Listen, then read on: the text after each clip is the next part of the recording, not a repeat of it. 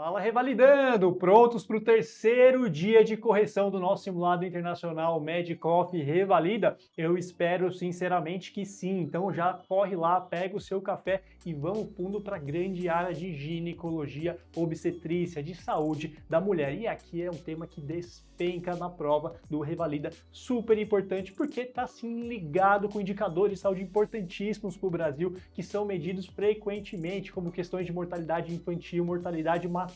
Então, no Revalida, pode esperar que vai ter questões sim a respeito de pré-natal de risco habitual, de pré-natal de alto risco, de complicações, de puericultura, tá joia? Então, a área de ginecologia é super importante e nós selecionamos neste simulado questões que são muito representativas disso. Então, aproveitem a nossa correção de hoje e vocês vão ter a oportunidade de ter aula com a nossa queridíssima doutora Nicole, coordenadora aqui no Medicoff da frente de GO. Tenham uma ótima correção e nos vemos em breve. Um forte abraço!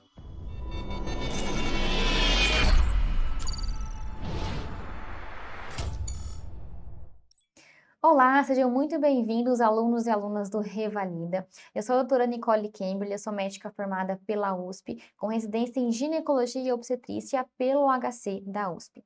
E é com muito prazer que eu estou aqui hoje para conversar com vocês sobre as questões de ginecologia e obstetrícia do Revalida. Um ponto importante é que, especialmente nas questões de obstetrícia, os protocolos obstétricos sobre as diferentes patologias obstétricas, aí pensando em síndromes hipertensivas, ruptura prematura de membranas ovulares, eles variam entre as diferentes diretrizes nacionais. Mas como referência para a prova do Revalida, a gente vai usar as orientações do Manual de Gestação de Alto Risco do Ministério da Saúde. E isso também varia em relação aos protocolos ginecológicos. Começando então falando sobre as questões do GO do Revalida, a gente tem essa primeira questão, a paciente primigesta com 29 semanas e 4 dias, que fala que está em tratamento para infecção urinária. E ela foi admitida em trabalho de parto prematuro. Ele ainda coloca aqui algumas orientações em relação à paciente, fala que ela é tabagista, e ele quer perguntar lá quais são os fatores de risco identificados para o trabalho de parto prematuro nesta paciente. Então, a gente tem que lembrar primeiro o que a gente define como prematuridade. O que é um trabalho de parto prematuro? A definição quando a gente tem o aparecimento de contrações uterinas que são regulares e que promovem alterações no colo uterino, alterações cervicais progressivas, e que acontecem até uma certa idade gestacional, que aqui acontecem até 36 semanas e 6 dias. Classicamente, a gente deve ter a ocorrência de 2 ou 3 contrações em 10 minutos que assumem esse aspecto regular, acompanhadas de uma dilatação cervical superior a 1 ou 2 centímetros, junto com o esvaecimento, que é aquele afinamento do colo uterino, maior do que 80%. Quem são as pacientes que têm mais risco de terem um parto prematuro? Disparado, o principal fator de risco é o próprio antecedente de um parto prematuro anterior. A anemia também é encontrada em grande parte dos partos prematuros, desnutrição, situações de sobredistensão uterina que podem favorecer o aparecimento de contrações regulares, como por exemplo gestação gemelar, polidâmio, infecções a causa importante, como a infecção do trato urinário que a paciente denunciada apresenta, tabagismo, uso de outras drogas, secrimento pré-natal inadequado e outras patologias como descolamento prematuro de placenta e ruptura prematura de membranas ovulares. Na nossa questão, então, quais são os fatores de risco que a gente consegue encontrar? A resposta correta é a letra C, que fala de anemia e infecção urinária. A gente viu que a infecção, ela pode desencadear, sim, um útero irritável e também que é um fator de risco para a ocorrência de um parto prematuro. E em relação à anemia, os estudos mostraram que a anemia, ela está presente em até quase 30%, né? 35% dos partos prematuros. Letra A, tabagismo estaria correto, mas a prática de atividade física, no geral, a gente recomenda atividade física para a maioria das mulheres durante a gestação, porque ela tem muitos benefícios associados a desfechos favoráveis à saúde tanto da mãe quanto para o bebê. Letra B, infecção urinária seria um fator de risco para parto prematuro, mas a idade materna, no caso da nossa paciente, ela não está entre os extremos de idade materna, que seria considerado um fator de risco para a prematuridade. Mas o Manual de Gestação de Alto Risco do Ministério da Saúde, ele inclusive ainda nem coloca os extremos de idade materna como esse fator de risco. Então, de qualquer forma, a letra B, ela está errada. E letra D, fala de idade materna e anemia. A anemia, sim, seria um fator de risco, mas a idade materna que a gente conversou. Não é. Então, resposta letra C. Na próxima questão, nessa questão temos uma paciente, uma mulher de 27 anos, que ela se queixa de um corrimento vaginal há 3 dias. Vulvaginite é um tema disparado que aparece nas provas de ginecologia do Revalida. Então, lembrar os principais diagnósticos diferenciais das principais vulvovaginites que acometem aí as mulheres na menarca. Conta que a sua última menstruação ocorreu há 20 dias, então não tem uma suspeita de gravidez. E como que é esse corrimento que ela fala pra gente? É um corrimento que ele é esbranquiçado, não tem um cheiro forte, ele é grumoso e aderido à parede vaginal. Além disso, você vê aqui a mucosa vaginal, ela está bem hiperemiada. Ela fez o teste de WIF, que é aquele teste das aminas, que foi negativo. O pH vaginal, ele estava normal, né? O pH aí próximo ao mais ácido, mesmo próximo ao vaginal normal. E pergunta, a partir dessas características, qual que é o agente etiológico mais provável. Aqui, pessoal, diante desse quadro clínico, qual que é o diagnóstico que tem que vir à nossa mente? Qual vulvaginite? A gente está falando da candidíase vulvovaginal. Então, ela é uma vulvaginite causada pela proliferação exacerbada do fungo do gênero Cândida. A gente tem que a Cândida, ela é um fungo que ela faz parte da microbiota vaginal, mas em situações em que a gente tem uma debilitação do nosso sistema imune, como o uso prolongado de antibióticos ou até mesmo doenças importantes que interferem na nossa imunidade, a gente pode ter essa proliferação da cândida e gerar os sintomas de candidíase. A clínica é exatamente como a da paciente, um corrimento esbranquiçado, que tem esse aspecto como na foto de um leite coalhado, né, aspecto bem grumoso e aderido.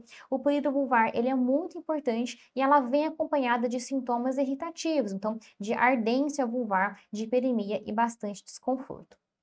No exame ginecológico, a gente consegue ver esse aspecto de corrimento bem aderido, e essa hiperemia, e o diagnóstico pela própria anamnese, exame físico da paciente, o pH vaginal na cândida, ele é um pH vaginal ácido, então inferior a 4,5, o teste das aminas é negativo, e a gente, em casos recorrentes, né, que de difícil diagnóstico, a gente pode inclusive recorrer ao exame microscópico do conteúdo vaginal, que a gente consegue observar os fungos, que ele pode assumir duas formas, o fungo cândida, tanto a forma de levedura quanto a forma de pseudo-hifa.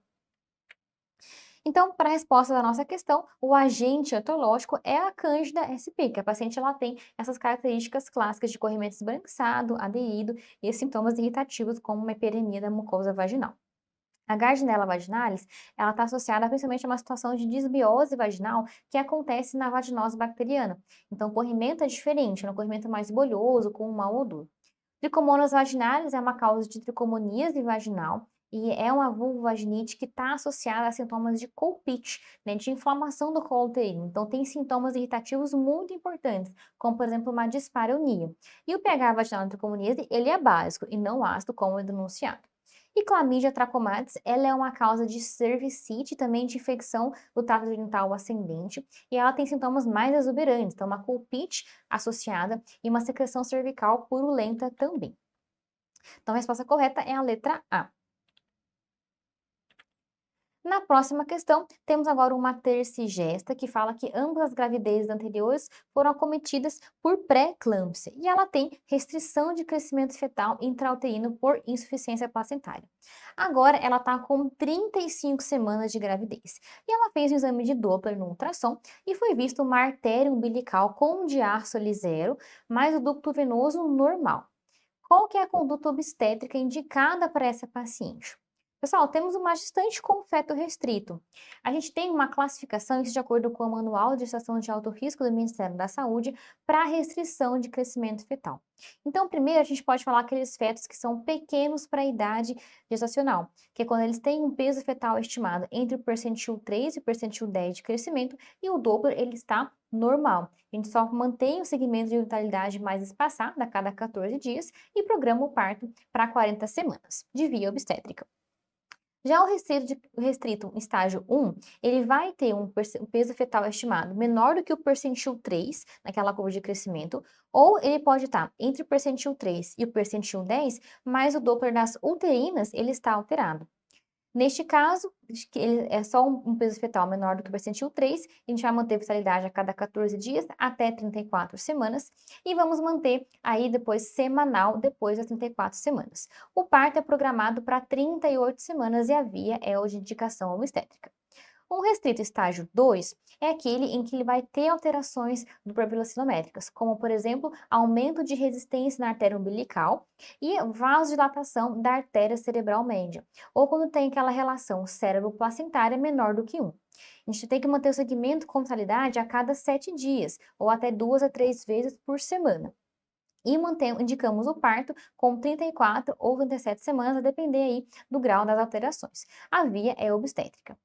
Agora, pessoal, a partir dos restritos no estágio 3, o parto ele vai ser por via cesárea. E quando que vai indicar? Então, estágio 3 é quando tem a presença de diástole zero na artéria umbilical. A vitalidade é diária, até atingir 34 semanas, quando já está indicado resolver essa gravidez.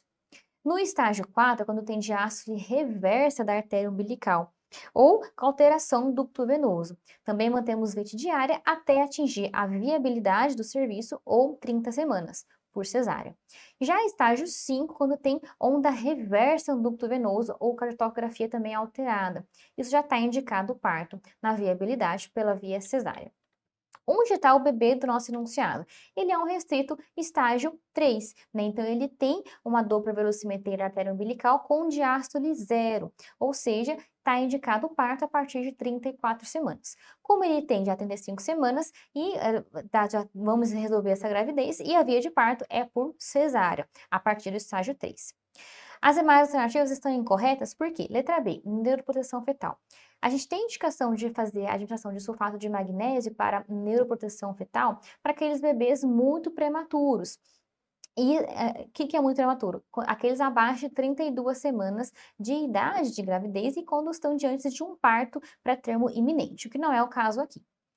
Letra C, perfil físico fetal a cada 3 dias? Não. Caso o bebê do nosso enunciado com diástole zero ele tivesse menos do que 34 semanas, a gente viu que o segmento da vitalidade fetal no estágio 3 ela é diária, mas até 34. Após isso já está indicada a resolução da gravidez. E na D, dopplervelocimetria fetal a cada semana? Não. Caso fosse menos que 34 semanas, a gente manteria a vitalidade fetal diária. Mas nesse caso, está indicada a resolução pela via cesárea. Na próxima questão, temos uma adolescente de 17 anos em que ela procura o médico por umas lesões diferentes que apareceram. São lesões vulvares que são recorrentes e dolorosas. E além disso, elas vêm acompanhadas de uma secreção. Quando foi, se examinar, viu-se que na genitália externa tem múltiplos abscessos e cicatrizes profundas nos lábios e secreção de odor fétido à sua expressão. E ela fala que esses nódulos são persistentes e doloridos e costumam durar semanas ou até meses. Além disso, tem lesões em outras partes do corpo, lesões parecidas na região de axila. O que é compatível com esse diagnóstico? Então, quadros recorrentes de lesões que acometem região genital, próximas regiões de dobras e região axilar. Aqui a gente tem que pensar no quadro de hidradenite supurativa. O que é isso? Ela é uma doença inflamatória crônica que acomete preferencialmente as zonas flexurais e as mulheres após a puberdade. Então, o que acontece? Primeiro, a oclusão da unidade pilosebácea, onde tem a região de folículos, ali, de glândulas apócrinas. Quando está ocluído, acumula secreção, pode levar a uma inflamação desse folículo piloso e esse acometimento secundário por infecções bacterianas mesmo das glândulas apócrinas. Acomete regiões como axilas, região submamária, região inguinal, genital, região glútea, que são as áreas que têm maior densidade de glândulas apócrinas. A clínica se manifesta com nódulos inflamatórios, dolorosos e abscessos, então a expressão vai haver a saída de secreção purulenta, com odor fétido, como a paciente do nosso enunciado, ou até mesmo pode romper espontaneamente essas lesões. Com a evolução, pode se formar fístulas e cicatrizes nesses locais que tinham as lesões. Então, para a nossa paciente, a resposta correta é a letra C. É um quadro de uma hidradenite supurativa. Ela tem essas lesões que acometem regiões genitais, regiões flexurais, de axila também, e que tem esse aspecto crônico e que drenam conteúdo aí purulento com mau odor. Sífilis primária, está incorreto porque a lesão característica da sífilis primária é o cancro duro, que no geral é uma lesão de fundo limpo, com bordas elevadas e indolor, que não tem esse aspecto como denunciado. Letra B, vulvite herpética também não é compatível, porque a vulvite herpética com a infecção genital Ela vai se apresentar com várias vesículas, úlceras raras e bastante dolorosas, com fundo hiperemiado, não é o quadro da paciente. Letra D, linfogranuloma venéreo. Nesse linfogranuloma venérico, a parte mais comum que se manifesta é uma adenopatia dolorosa. Fistuliza em múltiplos orifícios, o famoso bico de regador, também não compatível com a paciente denunciada. Por isso, a resposta correta é a letra C. Na próxima questão, temos uma mulher com 32 anos de idade, em que ela vem à consulta na UBS, trazendo o resultado de Papa Nicolau. Ela fala que seu exame prévio foi feito aos 29 anos, em que ela fez Papa Nicolau e tinha um resultado normal.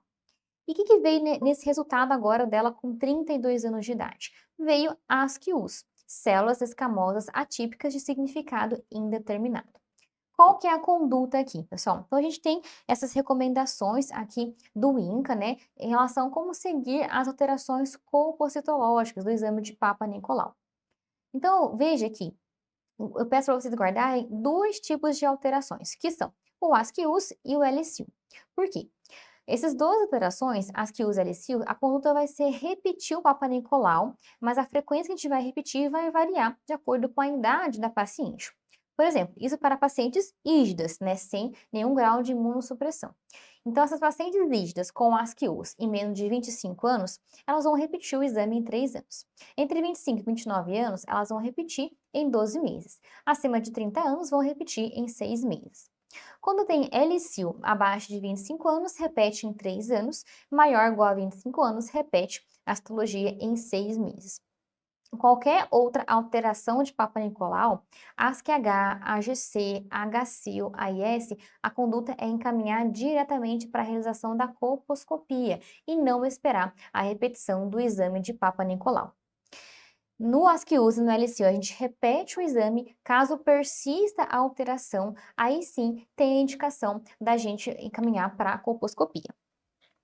Então, a nossa paciente, em que ela está, né, com 32 anos e ela teve um resultado de ASCIUS, então, para ela, a conduta é a gente repetir este exame em 6 meses. Caso fosse novamente um resultado alterado, a gente encaminharia para a colposcopia, mas o enunciado mesmo falou que ela fez o último exame com 29 anos e tinha vindo sem alterações normais. Normal. Por isso que a resposta correta é a letra D, que fala que temos que solicitar um novo exame citopatológico em 6 meses e só caso persista a alteração, a gente pede um exame mais detalhado, que é a colposcopia. Nas demais alternativas, repetir o exame citopatológico no momento da consulta? Não, tem que esperar o período adequado de 6 meses. Por que a gente espera esse período? Porque é uma lesão muito inicial. E pode estar associada, inclusive, a algum grau de inflamação vaginal, alguma vulvaginite, por exemplo. A gente dá esse tempo para o corpo clarear essa lesão inicial, sem ter que intervir com outros procedimentos. B, solicitar um novo exame citopatológico de colo uterino em 12 meses? Não, a gente repete em 6 meses por conta da idade da paciente.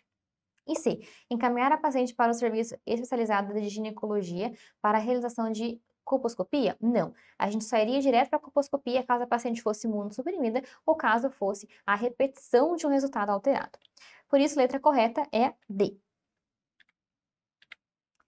Nessa outra questão, temos uma mulher com 25 anos em que ela se queixa de um sangramento intermenstrual nos últimos meses.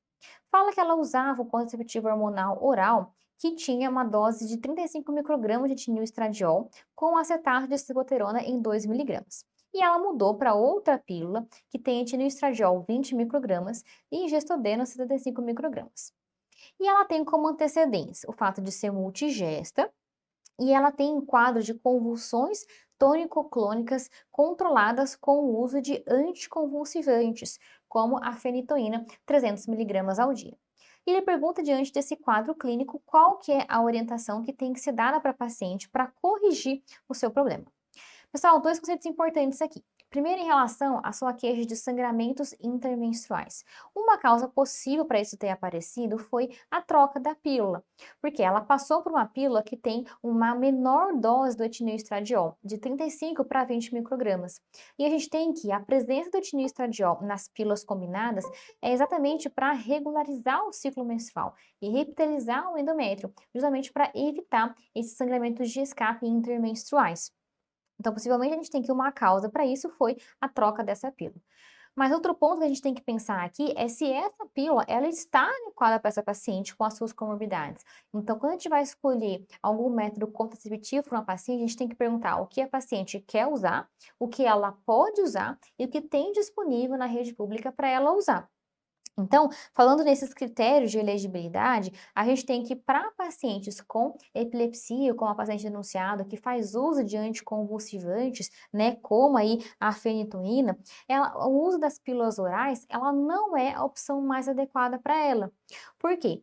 Essas pílulas orais, elas sofrem uma metabolização hepática e para isso elas usam um conjunto de enzimas que fazem parte dessa superfamília do citocromo P450. Que isso é importante? Porque as drogas anticonvulsivantes, como a fenitoína, elas também usam essas superenzimas do P450 para fazer essa metabolização. Então, vejam que vai estar mais estimulado esse grupo de superenzimas do P450, o que pode diminuir a eficácia das pílulas orais combinadas, o que pode ser até um outro motivo à parte para justificar esse sangramento intermenstrual. Por isso, por conta dessas interações, a gente não recomenda, aqui ó, de acordo com a tabela, a gente consegue ver que é o uso de anticoncepcionais orais combinados em pacientes que recebem anticonvulsivantes, ele é uma categoria 3 da OMS, em que os riscos, eles superam seus benefícios, a gente tem que conversar com a paciente sobre a troca deste método. Por isso, a questão que pergunta qual que é o melhor método para paciente, a gente tem que a melhor resposta é a letra C, que fala que devemos inserir o dispositivo intrauterino, porque existe contraindicação ao uso de métodos hormonais progestagênicos por via oral, por conta aí do uso de anticonvulsivantes da paciente. A letra A, usar fármacos que reduzam o sangramento na fase de sangramento intermenstrual. Pessoal, a gente viu que a causa do sangramento intermenstrual pode ser, além da troca da pílula, né, por uma dose menor de estradiol, mas a interferência, a interação com os medicamentos que ela faz uso. Então, não faz sentido só dar mais medicamento para paciente. Letra B, voltar a fazer uso da pílula com dose maior? Não, a gente viu que não é o melhor método para ela. E D, usar outra pílula oral combinada com o progestagina acetato de ciproterona, pois o gestodeno que está associado a um maior risco de sangramento intermenstrual. Não, aqui não tem interferência na progesterona, mas sim a explicação é pela interferência do metabolismo dessas pílulas e ao uso de anticonvulsivantes. Então, a resposta é a letra C. Na próxima questão, temos a paciente de 19 anos, em que ela está solteira e ela quer orientação. Ela fala que ela contraiu a infecção pelo HIV há 2 anos e ela faz uso de TARV já há 6 meses. Ela está assintomática e nos seus últimos exames mostraram carga viral indetectável. Ela refere início de um relacionamento com um parceiro soropositivo de 35 anos de idade há 1 mês. E refere que esse casal ele não deseja ter mais filhos. Nessa situação, o que está indicado fazer para essa paciente? Então, a gente tem uma paciente jovem de 19 anos que tem um filho vivo e saudável de 3 anos de idade, que tem infecção pelo vírus HIV e carga viral detectável. E ela está se relacionando com um rapaz que ele tem 2 filhos saudáveis e tem ainda também um parceiro soropositivo. O que está indicado em relação à contracepção aqui? Pessoal, em pacientes que vivem com HIV, é recomendado fazer uma anticoncepção dupla, ou seja, além de usar métodos eficazes, né, que previnem a ocorrência de ovulação, que sejam eficazes contra a chance de gestar, de também associar o uso de preservativos masculinos ou femininos em todas as relações sexuais para prevenir a transmissão de infecções sexualmente transmissíveis. Por isso, a gente tem que buscar nas alternativas a resposta que contém essa anticoncepção dupla, com diferentes métodos, tanto os preservativos para proteger contra infecções sexualmente transmissíveis e também métodos que sejam eficazes para proteger contra uma gravidez indesejada. Então, vamos às alternativas. Na letra A, realização de laqueadura tubária, pessoal, deve ter ficado em dúvida. Ah, mudou a lei, né, recente de planejamento familiar. Será que agora pode para essa paciente? Pessoal, não, veja bem. A Lei de Planejamento Familiar, ela foi sim alterada, ela passou a entrar em vigor em março de 2023. E quais foram as mudanças? Primeiro, reduziu a idade mínima para poder fazer o procedimento. De 25 anos foi para 21 anos. Então, mesmo assim, a nossa paciente ela não pode fazer.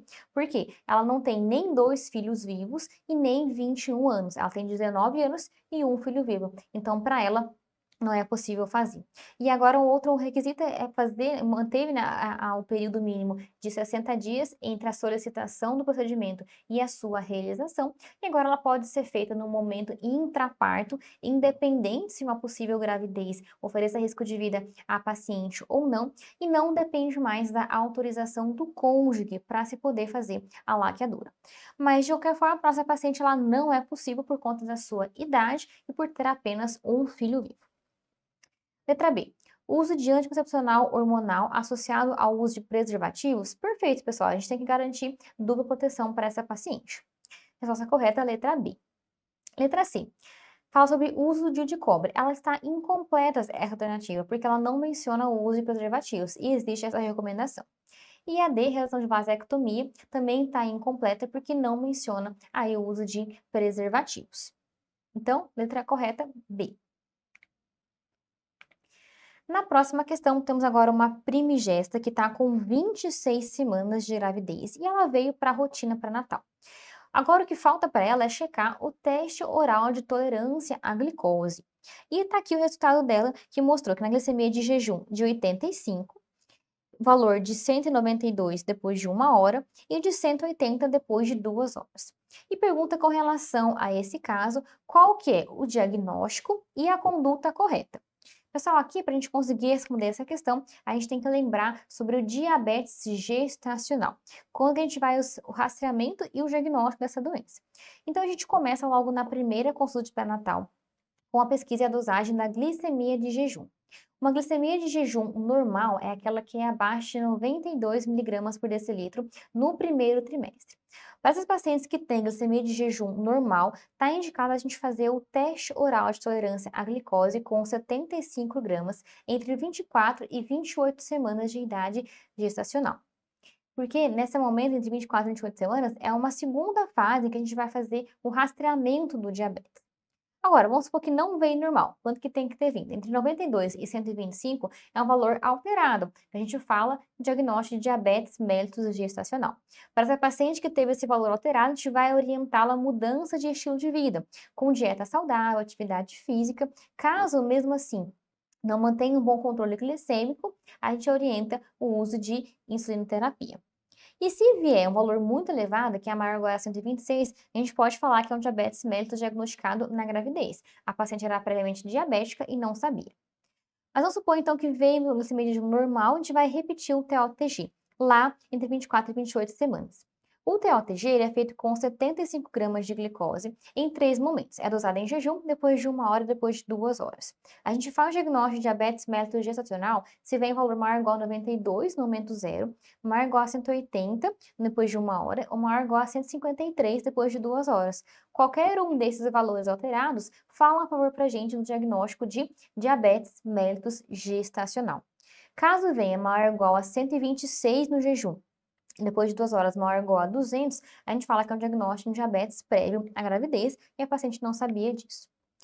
Então, nas nossas alternativas, a gente tem que nossa paciente, ela teve um resultado alterado, né? Veja que ó, ela teve, no jejum veio normal, de 85, mas o de primeira hora veio 192, não veio acima de 180.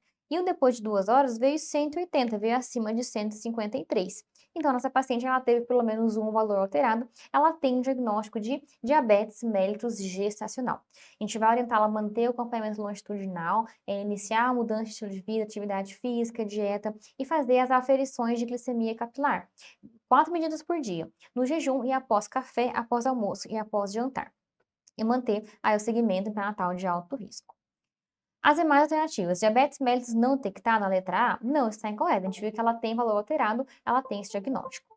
Letra B, DMG, solicitar início na UCI de insulinoterapia? Não, a gente não vai iniciar logo de cara a insulina, a gente orienta a mudança de estilo de vida.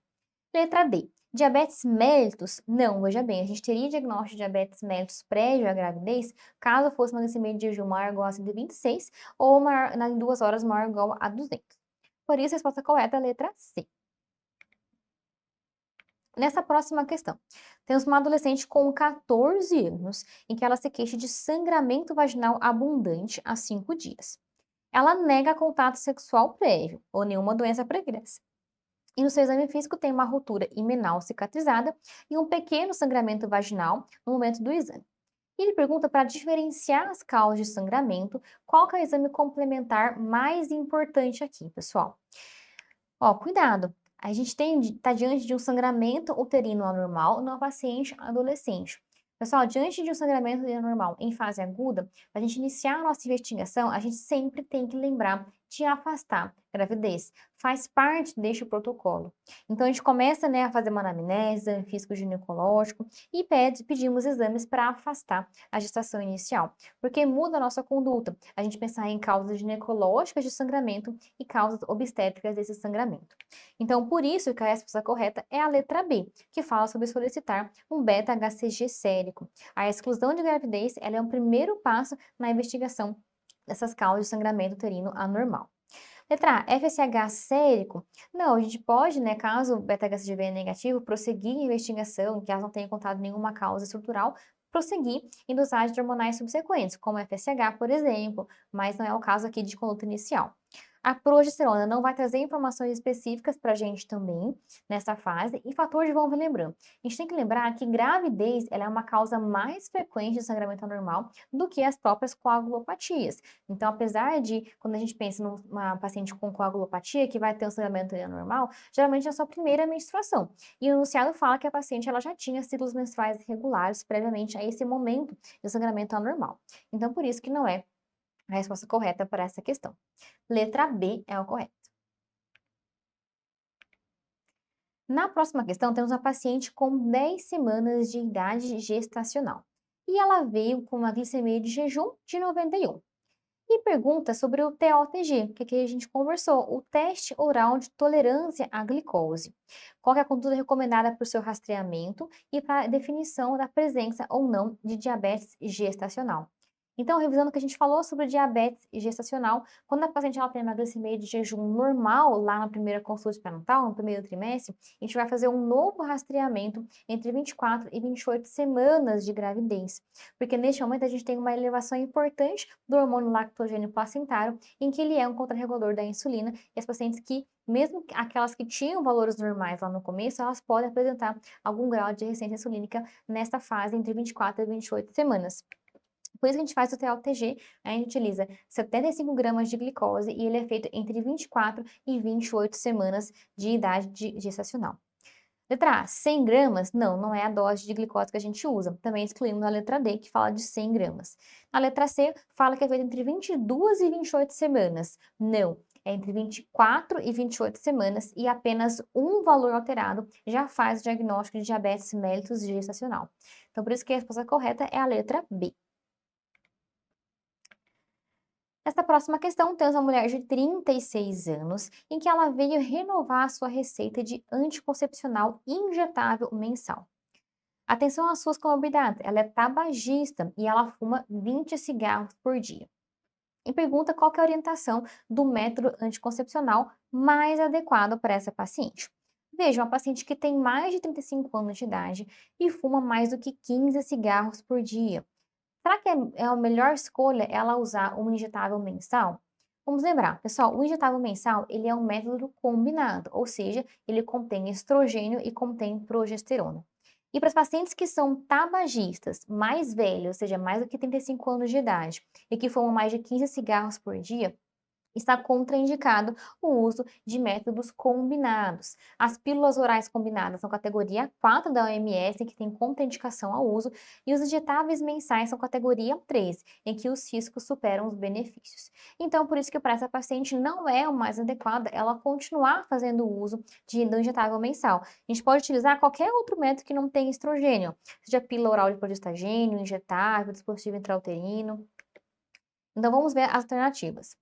Letra A, Usar o contraceptivo oral além do injetável? Não tem por que a gente acrescentar mais risco trombogênico para essa paciente. Está incorreta.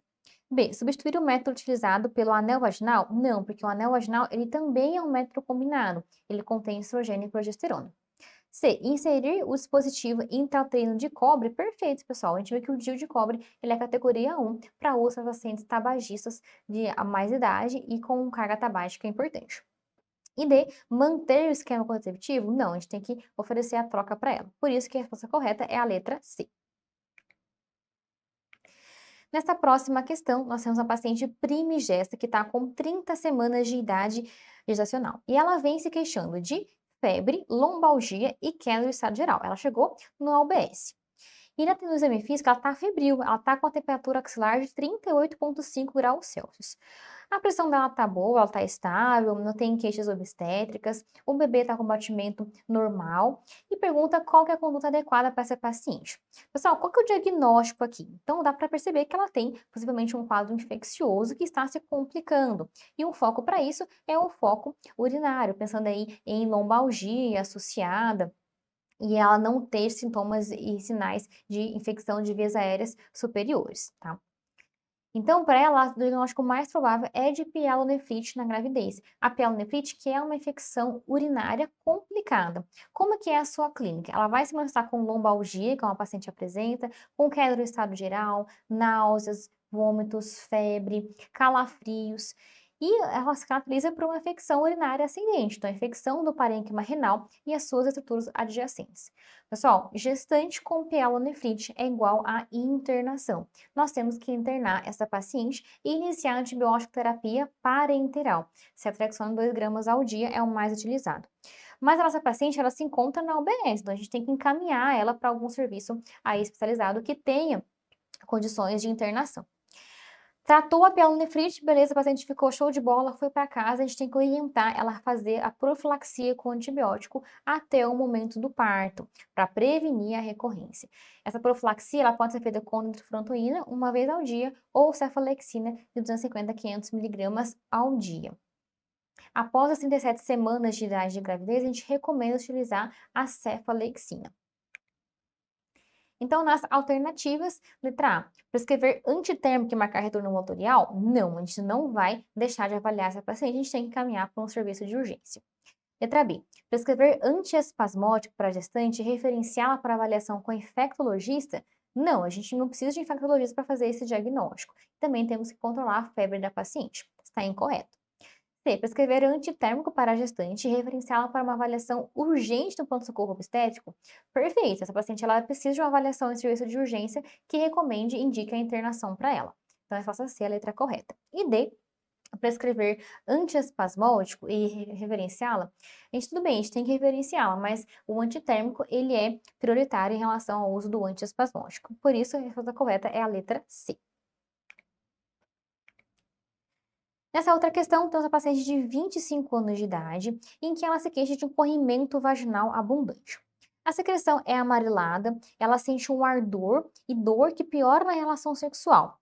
Além disso, vem sintomas de hiperemia de genitais externos e de parede vaginal. E no especular, viu-se que tem o colo uterino com colpite e aspecto de morango. Ele pergunta qual que é o exame a ser realizado e o resultado mais provável. Pessoal, lembra que a gente falei que vulvaginites cai bastante nas questões de ginecologia do Revalida. Aqui a gente tem um outro diagnóstico diferencial que a gente viu lá naquela primeira questão. E qual que é a hipótese diagnóstica aqui? De tricomoníase. Veja que é uma infecção causada por esse protozoário, que é o Trichomonas vaginalis. A paciente ela vai ter como clínica um corrimento vaginal, que ele é mais amarelo esverdeado, ele pode ser um pouco bolhoso, é em grande quantidade e pode ter um odor desagradável. Mas pacientes, elas vêm acometidas também com sintomas irritativos importantes. Então, ela vai se queixar de disúria, de dispareunia, que são dor nas relações sexuais. E a tricomoníase é a única vulvovaginite que vem associada a colpite, que acomete o colo do útero. Então, isso é um achado característico, o colo em framboesa ou colo em morango, como essa imagem que eu coloquei aqui para vocês. O diagnóstico ele pode ser feito pela anamnese, pelo exame físico, mas em caso de dúvida, pela microscopia do conteúdo vaginal, em que, feito a fresco, a gente consegue observar essa forma aqui do protozoário com os seus flagelos. O pH vaginal ele é básico, alcalino, acima de 4,5, e o teste das aminas ele pode estar positivo. O tratamento, de acordo com o Ministério da Saúde, ele é feito por metronidazol 2 gramas via oral, dose única. Lembrando que tricomoníase ela é uma infecção sexualmente transmissível, então nós temos que tratar as parcerias sexuais, orientar a abstinência sexual durante o tratamento e lembrar de fazer pesquisa de outras ISTs. Então, a nossa resposta, a letra A, fala de exame de secreção vaginal com coloração de Gram, observando Klebsiella. Não, pessoal, Klebsiella é um achado característico de vaginose bacteriana. Não é o caso da hipótese mais provável aqui, então está errada.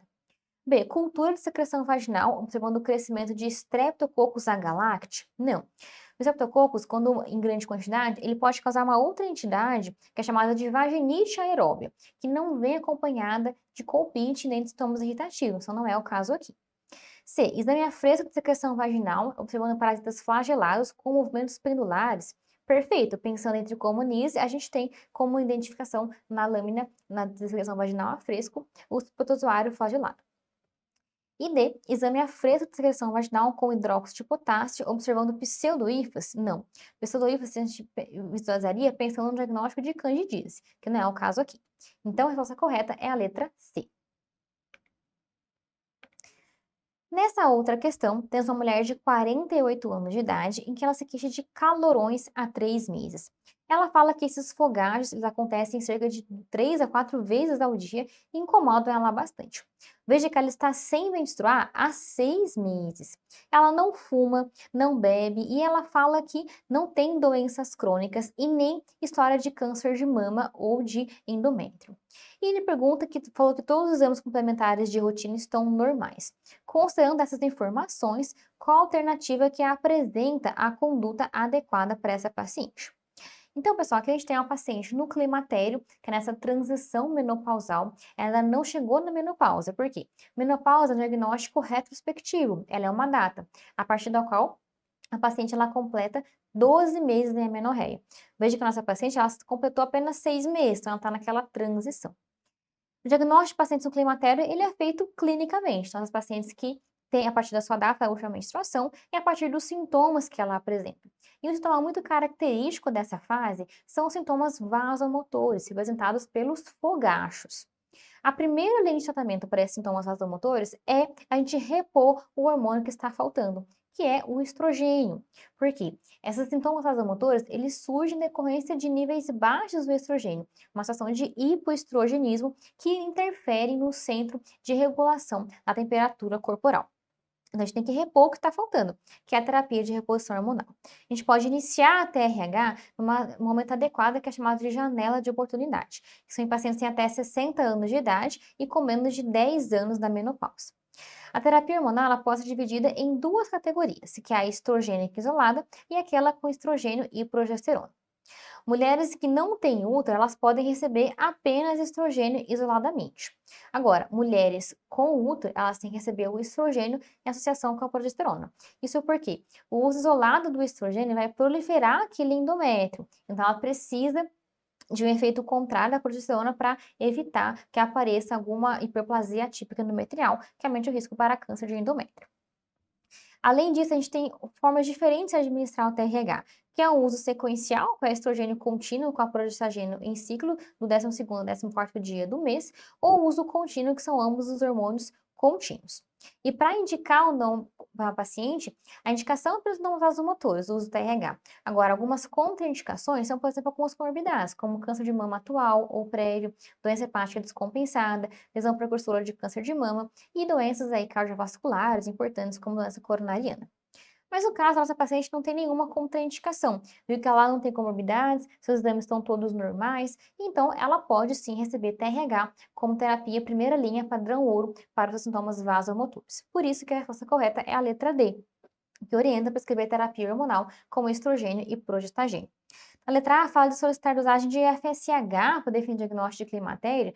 A gente pode fazer essa dosagem apenas nos casos que dão dúvida diagnóstica, mas aqui não deu dúvida, é uma paciente em transição menopausal com sintomas vasomotores. E além disso, o ultrassom ele não auxilia no diagnóstico de climatério. Letra B. Prescrever inibidor seletivo de recaptação de acetilcolina? Não. Uma alternativa para o controle de sintomas vasomotores é o uso do inibidor de recaptação de serotonina e não da acetilcolina. Mas no caso aqui, a primeira linha é o TRH e nosso paciente não tem contraindicação a esse uso. E C, solicitar dosagem de estradiol e progesterona para avaliar a função ovariana. Também não temos que prosseguir a investigação hormonal aqui, a gente já tem o diagnóstico clínico feito para essa paciente e a gente pode tratar os seus sintomas. Por isso, letra D, resposta correta. Nessa questão, uma paciente de 35 anos, que ela se queixa de ciclos irregulares, fogachos, insônia, diminuição de lubrificação vaginal e de libido. O médico ele fez o diagnóstico de insuficiência ovariana. E ele fala, nesse caso, o diagnóstico ele pode ser confirmado com base nos resultados dos seguintes exames. Pessoal, a gente tem uma entidade que chama de insuficiência ovariana prematura. Ela é uma causa de amenorreia secundária, que é quando as pacientes elas param de menstruar muito jovem. E quanto que é esse jovem? Abaixo dos 40 anos de idade. A gente pode ter várias causas para isso, desde causas genéticas ou causas adquiridas. E as pacientes elas vão se manifestar com sintomas associados ao hipoestrogenismo. Então, primeiro vão parar de menstruar, distúrbios menstruais, vão se queixar de sintomas vasomotores, os calorões, os fogachos, e de sintomas urogenitais, uma atrofia urogenital. O diagnóstico é feito a partir da dosagem do FSH, que ele vai estar elevado, pode ser acima de 25 ou acima de 40, de acordo com outras referências, em 2 dosagens consecutivas. O intervalo é geralmente de 30 dias entre as dosagens.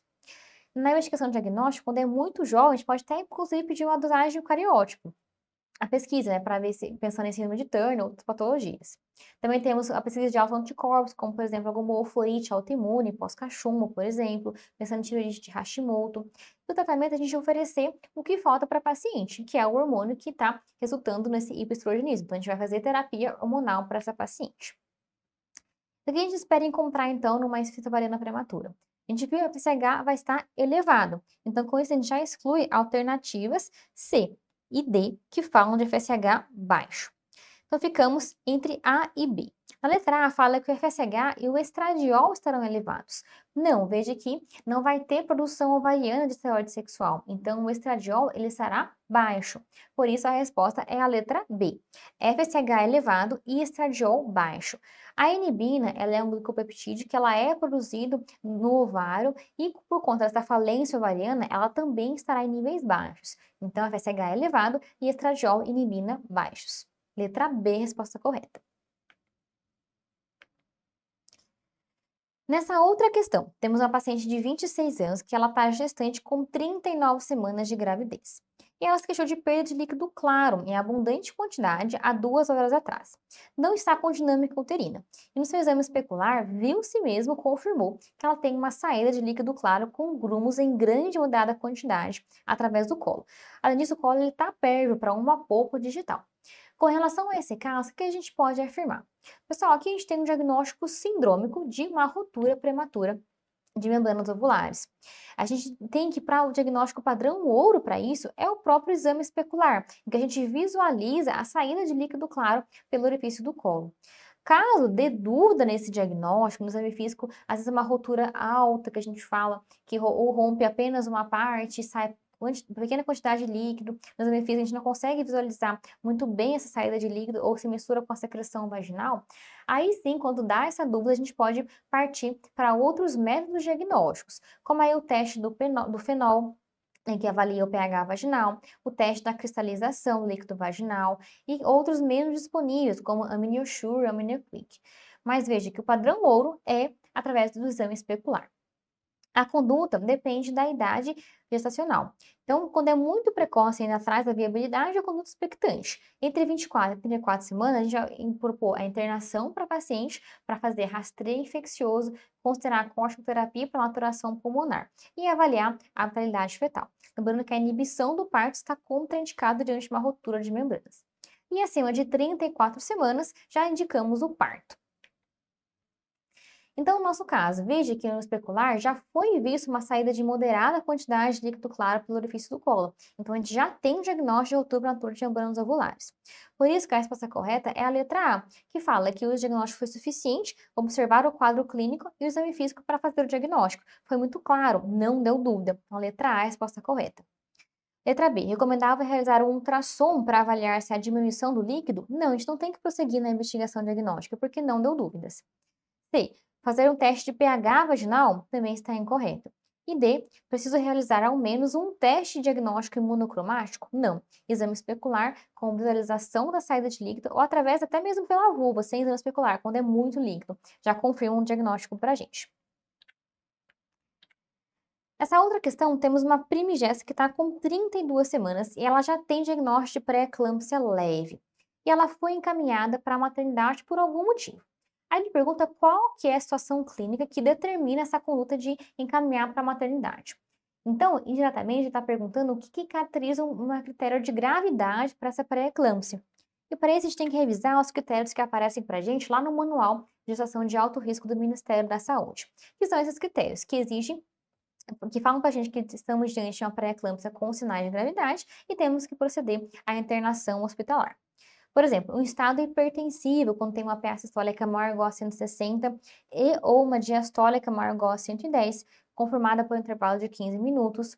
O quadro de síndrome hélpica, que se caracteriza por alterações laboratoriais importantes, com provas de hemólise positiva e plaquetopenia.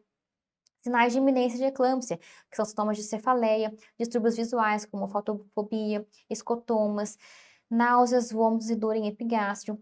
Situações de eclâmpsia, que são convulsões tônico-clônico generalizadas, edema agudo de pulmão, dor torácica e insuficiência renal, com elevação progressiva dos níveis de creatinina, maior ou igual a 1,2, ou oligúria, que é a diurese inferior a 500 ml em 24 horas. Então, dentro desses critérios, o que a gente tem? Letra A. Proteinúria de 5 gramas? Não. De acordo com o Ministério da Saúde, os níveis de proteinúria, eles não indicam critério de gravidade. Isso é diferente de acordo com outras fontes nacionais. Letra B. Creatinina sérica de 0,9? Não, a gente tem creatinina sérica maior que 1,1, maior ou igual a 1,2, que indica o critério de gravidade. DHL de 490? Não, a gente tem que DHL acima de 600, que é um dos critérios diagnósticos para HELP que indica a gravidade.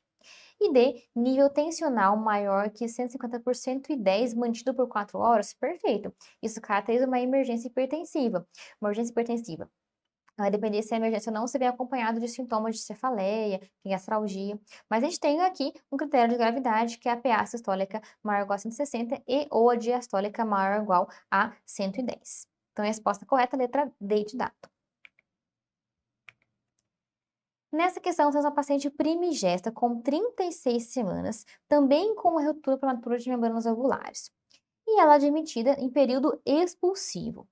O recém-nascido, depois de 36 horas do nascimento, ele começou a ter um quadro de pneumonia que rapidamente evoluiu para sepse.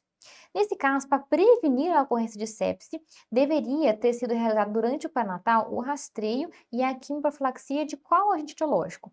Pessoal, uma questão bem direta. Então, para prevenir a ocorrência de sepse neonatal, a gente tem que fazer a profilaxia e a pesquisa para o estreptococo do grupo B. Quando que está indicado? Então, no caso de gestantes com idade gestacional inferior a 36 semanas e 6 dias e diagnóstico de ruptura prematura de membranas ovulares, está indicado a gente colher a ruptura vaginal endoanal para estrepto, iniciar antibiótico profilaxia e já fazer a prevenção de sepsis neonatal pelo estreptococo do grupo B, até a gente manter essa antibiótico profilaxia, tanto a prolongar o período de latência, né, desse parto prematuro diante de uma ruptura prematura de membranas ovulares, mas também até aguardar o resultado da cultura para estreptococo do grupo B. Então, por isso, a resposta correta é bem direta, letra A. A gente tem que fazer a pesquisa e profilaxia para estreptococo beta-hemolítico do grupo B. Nesta outra questão, temos uma gestante de 39 anos, em que ela é uma iterativa, e já está indicado para ela uma cesariana eletiva, com 39 semanas de gestação. E ela tem uma cultura positiva para estreptococcus beta-hemolítico oriundo de suave vaginal e retal, colhido com 36 semanas de gestação. Durante a anamnese, a paciente relatou ser alérgica à penicilina benzatina. E diante das informações apresentadas, qual que é a melhor conduta a ser adotada? Pessoal, essa foi uma questão que gerou bastante discussão, né? Porque ele não especifica qual que é a melhor conduta em relação a qual profilaxia? É profilaxia de sepsis neonatal? É profilaxia de infecção de sítio cirúrgico? O que que a gente tem aqui? Em relação à profilaxia de sepsis neonatal, gestantes que, apesar, independente do estado de cultura para vaginal, endoanal e policysticercosis do grupo B, elas não têm indicação de fazer profilaxia antibiótica desde que elas sejam submetidas a uma cesariana eletiva e que não teve, né, a termo, não teve ruptura prematura de membranas ovulares. Agora, a todo caso, toda cesárea tem indicação de fazer profilaxia de infecção de sítio cirúrgico. E no caso dessa paciente que tem alergia à penicilina benzatina, a gente vai fazer a profilaxia com outro antibiótico, como a clindamicina, que é uma opção. Então, aqui eu trouxe as recomendações em relação à prevenção, né, de sepsis neonatal pelo EGB nas gestantes submetidas à cesariana eletiva, que sejam a termo, antes do início do trabalho de parto e com membranas íntegras, não precisa prescrever antibiótico profilaxia, isso pensando em sepsis neonatal. Mas a resposta correta é a letra D, que fala que temos que utilizar clindamicina, mas isso aqui é pensando na profilaxia de infecção de sítio cirúrgico, por quê? O enunciado ele não especificou qual profilaxia ele está se referindo, né? No caso da profilaxia de infecção de sítio cirúrgico, tem indicação para toda paciente submetida à cirurgia de cesariana. Letra A, evitar a profilaxia antibiótica, né? Seria essa a resposta caso o enunciado perguntasse especificamente sobre profilaxia de sepsis neonatal. E B e C falam de usar antibióticos que não usamos, né, como vancomicina e ampicilina, com esses fins, nem para infecção de sítio cirúrgico, nem para infecção, profilaxia em pacientes alérgicas à penicilina. Última questão da prova de ginecologia e obstetrícia. Então, aqui a gente traz para a gente uma gestante com 32 semanas em que ela fez tratamento para sífilis com penicilina benzatina, no final do primeiro trimestre de gestação. Desde então, ela nunca mais voltou para as consultas de pré-natal, porque ela ficou isolada em casa por conta da pandemia. E ela retorna, né, mostrando exames que teve um aumento de 2 diluições do VDRL em relação ao título anterior. O que que isso significa? Qual que é a conduta a partir de agora? Pessoal, a gente tem que ter muita atenção na atenção da gestante com sífilis, né, no momento da gravidez. A gente considera como tratamento adequado se o tratamento foi feito com penicilina e única e exclusivamente com penicilina, e tem que iniciar o tratamento 30 dias antes do parto, e todas as doses têm que ter sido administradas e com intervalo adequado, de acordo com a fase, né, da doença da sífilis que a paciente se encontra.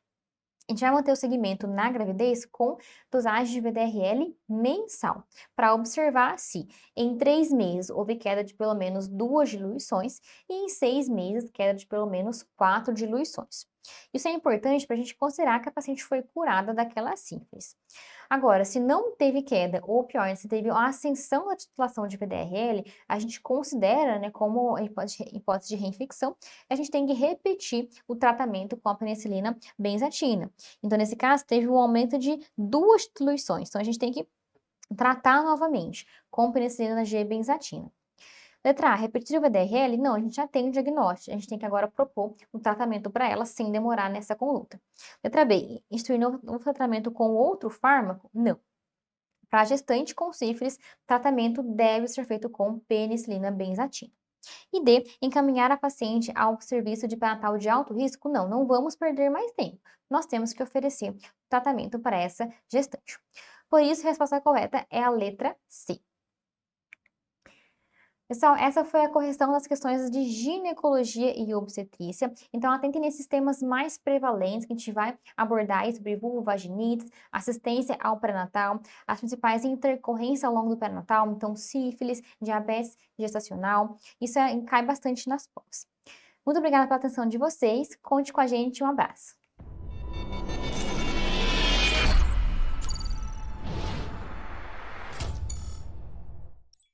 Final do terceiro dia de correção do nosso simulado, não é mesmo? Revalidando. E eu tenho certeza que você teve a oportunidade hoje de revisar e, por que não, aprender conceitos importantíssimos na área de ginecologia e obstetrícia, de saúde da mulher, tão prevalente, tão importante para quem quer revalidar o seu diploma aqui no Brasil. E vocês estão vendo, né, gente, ao longo do primeiro, segundo, agora terceiro dia, como que é ter aula com professores que são especialistas, que são autoridades em suas áreas, com a didática, com o método que nós no Medcoff estamos trazendo para o mundo do Revalida. Então, assim, não dá para perder, gente. Vem conosco porque vai ser uma revolução. A gente vai mudar o cenário da revalidação de diplomas no Brasil. Não perde essa, vem junto com a gente. E amanhã tem mais, seguimos com as nossas correções do simulado. Um forte abraço e até amanhã. Tchau, tchau.